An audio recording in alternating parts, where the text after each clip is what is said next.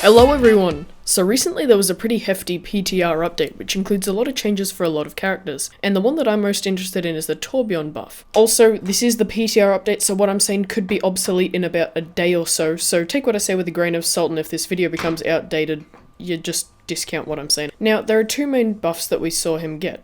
1. Destroying an enemy turret no longer gains you ultimate charge, and 2. His ability to generate scrap over time. So about the turret ultimate charge. One of the most common things I get people saying on my videos or on Reddit is that Torbjorn isn't good in high level play because he's basically just an ultimate generator for the enemy team. You know, they can just basically farm points off it, and, you know, all in all your turret's kind of useless because of that, and you're just giving the team more advantages. But the thing is, now that you don't get ultimate charge from it, I don't see any drawbacks to having a turret up at all. It's just another person or object that they've got to deal with, and it's not like they can just farm it for extra points.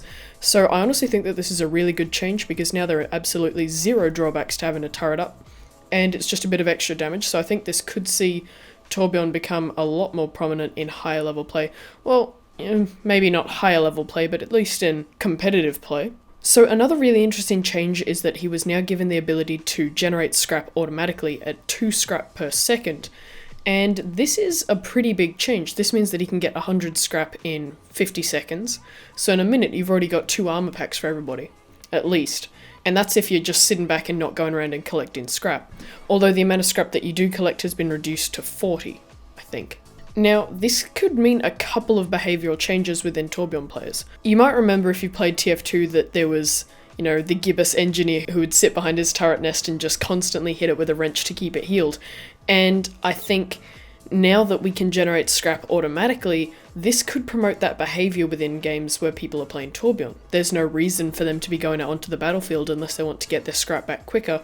So they could just sit back and really not do much about it and just still be helping their team out. So I guess for the team, having a Torbjorn who just sits back and doesn't actually run around anywhere is still going to be beneficial to you. You're no longer going to have, you know, essentially a 5v6, because even if he's just sitting back doing nothing, you're still going to be getting a couple of armor packs every now and then.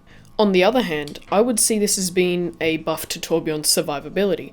He can be running around giving armor packs to people, and if he wants to give armor to the rest of the team and not himself, he can still sit back at his turret while repairing it and still have an option to generate enough scrap to give himself an armor pack. I'm probably going to be using this as a way to generate armor for myself, while running around and collecting scrap will be a quicker way to get it for the team. So I think this will be a good buff to his survivability, because he no longer has to put himself in a dangerous situation in order to get scrap to help his team or keep himself alive. He can just sit back if he wants to. So I think it kind of boils down to this.